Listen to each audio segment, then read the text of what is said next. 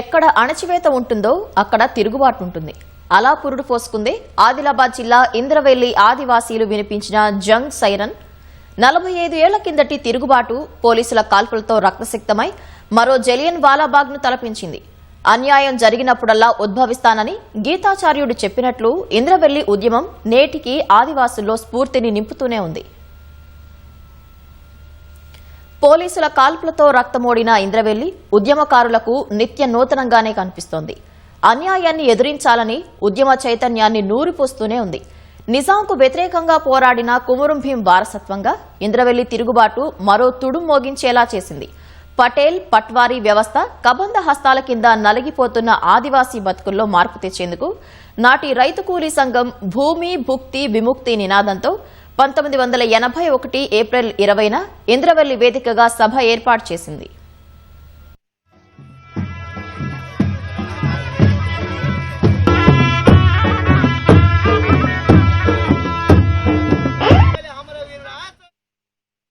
భారత రాజ్యాంగంలో ఏవైతే చట్టాలు పొందుపరిచినరో 170 కానీ పీసా చట్టాలు కానీ వీటిని అమలు చేయాలని అడుగుతున్నాం.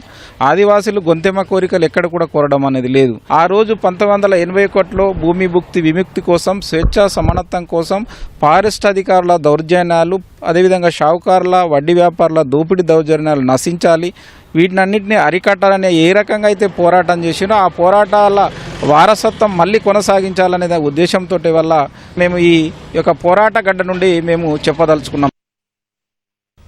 తొలుత సభకు అనుమతి ఇచ్చిన పోలీసు యంత్రాంగం చివరి నిమిషంలో రద్దు చేసింది. ఆ విషయం ఆదివాసీలెవరికీ తెలియనే లేదు. అప్పటికే ఉట్నూర్, నార్నూర్, ఇంద్రవెల్లి, ఆసిఫాబాద్, జైనూరు, తాంసీ ప్రాంతాల నుంచి తుడు మోగిస్తూ వచ్చిన ఆదివాసీలతో ఇంద్రవెల్లి జనసంద్రంగా మారింది. సభలో గిరిజన మహిళపై ఓ కానిస్టేబుల్ అనుచితంగా ప్రవర్తించడం పరస్పరం వాగ్వాదానికి దారితీసింది. మానం కంటే శీలమే ముఖ్యమని భావించిన ఆ మహిళ తన చేతిలో ఉన్న కొడవలితో చేసిన దాడిలో ఆ కానిస్టేబుల్ చనిపోయారు. ఇది కాల్పులకు దారితీసింది. పోలీసుల తుపాకీ గుళ్లకు ఎంతో మంది ఆదివాసీలు బలై ఇంద్రవెల్లి మరో జలియన్ వాలాబాగ్గా మారింది. 1981 ఏప్రిల్ 20 అంటేనే ఆదివాసులకు ఒక దడ పుట్టించినటువంటి రోజు. ఈ రోజు కూడా ఆ విధంగానే ఈ ప్రాంతం అంతా ఉంది. గతంలో ప్రభుత్వాలు 13 మంది అధికారికంగా చనిపోయారని చెప్పారు. కానీ చాలా మంది వేల కొద్ది, వందల కొద్ది మంది ఇక్కడ చనిపోయారు. కాబట్టి వాళ్ళని గుర్తించి అందరినీ కూడా 100 మంది 1000 మంది వీళ్ళందరినీ గుర్తించి ఆదుకోవాల్సిన బాధ్యత ప్రభుత్వం పైన ఉందని మేము ఈ సందర్భంగా తెలియజేస్తున్నాం. పోలీస్ కాల్పుల్లో మరణించిన ఆదివాసీల్లో అప్పట్లో కేవలం 13 మందిని మాత్రమే గుర్తిస్తే ఈ సర్కార్ 19 మందిని మృతి చెందినట్లు తేల్చింది. వీరిలో ఇప్పటి వరకు కేవలం 15 మందికి మాత్రమే సాయం అందింది. మరో 4 యాచూకీ ఇప్పటికీ లభించడం లేదు. Mountains red and the flowers red, their death and red and our homage red.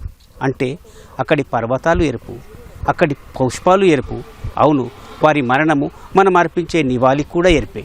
ఇది ఇంద్రవెల్లి స్థూపంపై రాసిన రక్తాక్షరాల చరిత్ర. అయినా ఆదివాసీ బతుకుల్లో ఎలాంటి మార్పు లేదు. చీకటి నిండిన వారి జీవితాల్లో ఎలాంటి వెలుగులకు ప్రస్థానం అవుతుందో కాలమే నిర్ణయించాల్సి ఉంది. ఇంద్రవెల్లి నుంచి కెమెరామెన్ కిరణ్తో మణికేశ్వర్, ఈటీవీ న్యూస్, ఆదిలాబాద్.